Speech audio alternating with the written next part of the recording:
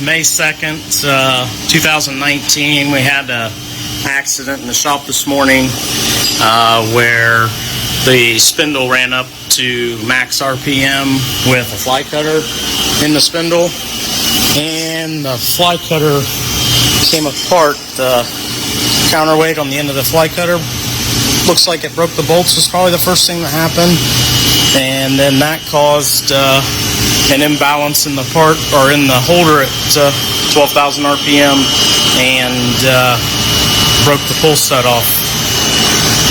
When that happened, the tool came out of the spindle, dropped down onto my table, and hit a Kurt vise. Thank God the operator's not injured. Then everything went out the back, but it blew the Kurt vise clear off of the table. Broke my tool setter, broke the jaws to the Kurt vise, threw the Kurt vise to the back of the machine and into the ball screw weight covers. Pretty sure this is the counterweight that came out the back, and it went clear through the wall over to where another guy typically works on the other side. Luckily, he was not over there.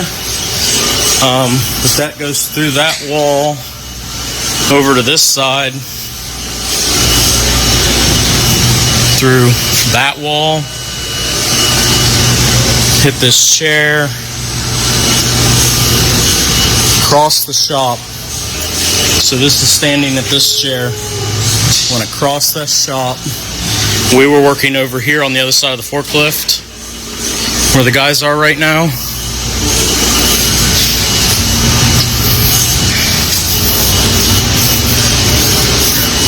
Hit the concrete wall and went through that wall.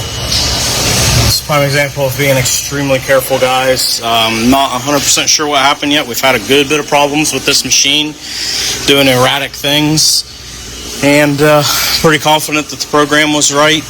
Haven't looked into all that yet.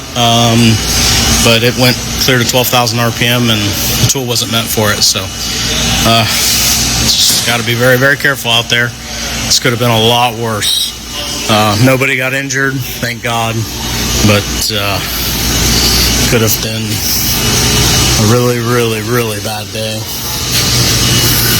Everything can be replaced here, so that's looking through the hole right into the machine, through that chair. And this is a swivel chair, just sitting here. Wow. Okay, it's May 2nd. So, yeah, that's quite an accident there. Let's move up here a little bit.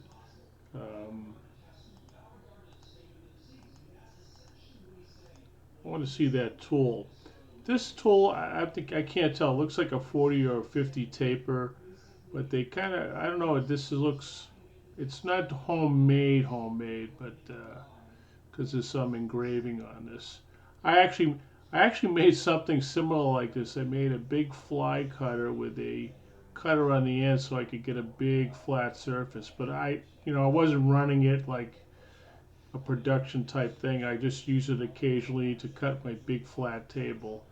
I actually looked at some of the other videos they do, and they're a high-performance drag racing diesel engine shop. So I think they want to get big flat cuts on here. I would imagine this thing is not meant to go 12,000 RPM, that's for sure.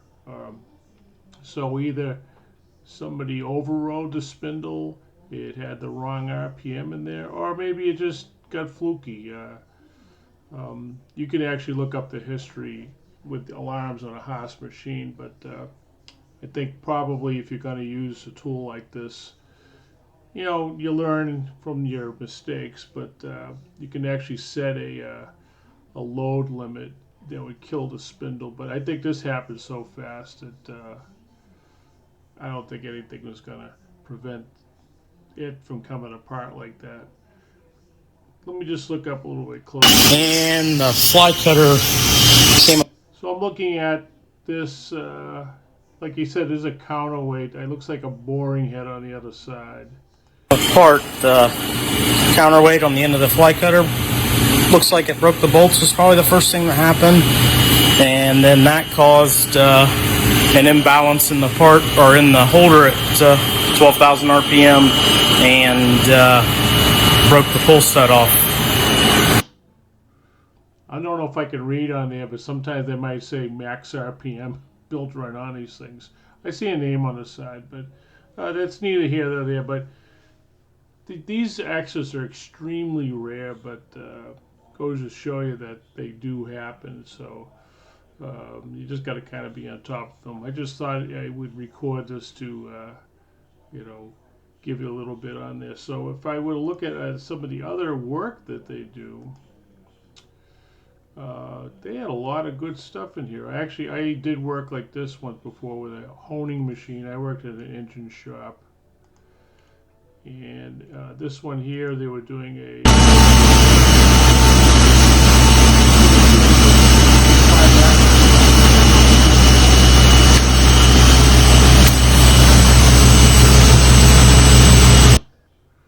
Oops. Let me get out of that one. And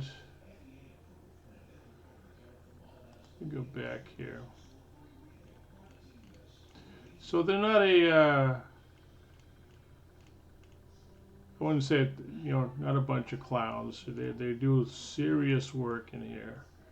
When I first saw that video, we started always thinking like, oh, why would somebody do something like that? They got a lot of good machining videos in here. They do all this high-level custom work. This is looks like a billet cylinder head. It's on their 5th axis. This is a tilting head 5th axis. This looks like a cast head that's being ported. And I think I saw a nice setup in here for a Tombstone Limited. They won awards. Guys working in the shop. This is probably where the thing shot across when they were working. Yeah, right here. Like, looks like they got some good modeling of.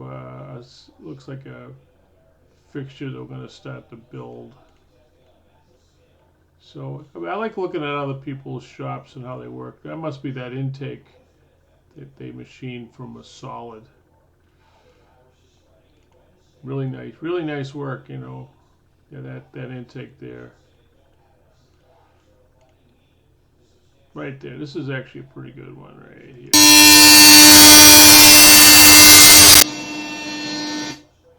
Let me get this on this one. Turn it down a little bit.